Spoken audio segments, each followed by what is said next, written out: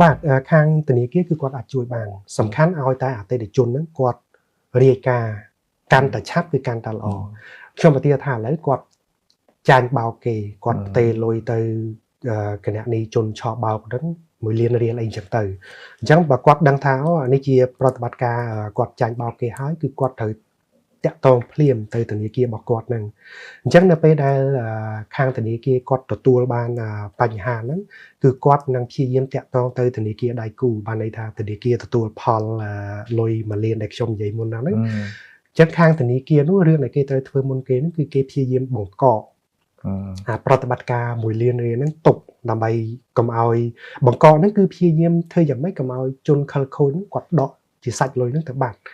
ឬក៏គាត់ផ្ទេរទៅធនាគារផ្សេងតគ្នាទៀតអញ្ចឹងវិធានការបង្កហ្នឹងគឺដើម្បីទប់ស្កាត់ថាលុយហ្នឹងគឺអត់ទាន់ចេញទៅណាឡើយទេគឺវានៅក្នុង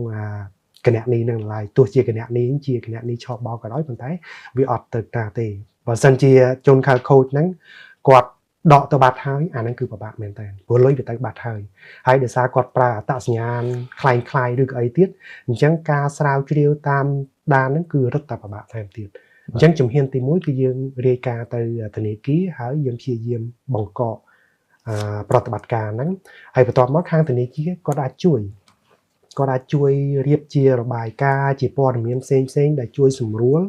អាជ្ញាធរក្នុងការស៊ើបអង្កេតបន្ថែមទៅលើប្រតិបត្តិការហ្នឹងប៉ុន្តែសួរថាពេលដែលយើងបង្ករួចហើយលុយហ្នឹងអាចបវលមកអតិថិជនដែលជាជនរងគ្រោះហ្នឹងបានភ្លាមអត់ទេអាហ្នឹងគឺខាងធនាគារមួយគាត់មាននីតិវិធីគោលការណ៍របស់គាត់ដែលគេហៅថាគោលការណ៍ការពារអតិថិជន Customer Consumer Protection Principle ហ្នឹងណាអញ្ចឹងគឺគាត់មានកាតព្វកិច្ចមួយគាត់ការពារផលប្រយោជន៍របស់អតិថិជនរបស់គាត់រៀងខ្លួននឹងដែរអញ្ចឹងទោះជាយើងសង្ស័យថាជាប្រតិបត្តិការឆោបបោកក៏ដោយធនាគារអត់អាចមានសិទ្ធិជំនួសអតិថិជនហ្នឹងទៅផ្ទេរលុយចេញទៅវិញអីដោយខ្លួនធនាគារខ្លួនឯងផ្ទាល់ដោយមិនមានការយល់ព្រមពីអតិថិជនហ្នឹងអាហ្នឹងគឺធនាគារក៏អត់មានសិទ្ធិធ្វើទេ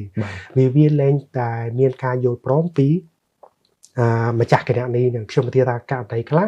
គាត់ផ្ទេរច្រឡំឯងវាមិនមែនឆោបបោកទេអញ្ចឹងខាងនោះគាត់ស្មោះត្រង់គាត់ចង់បង្ហាញភាពត្រឹមត្រូវរបស់គាត់យល់ព្រមផ្ទេរទៅវិញតើតែមាន consent ពី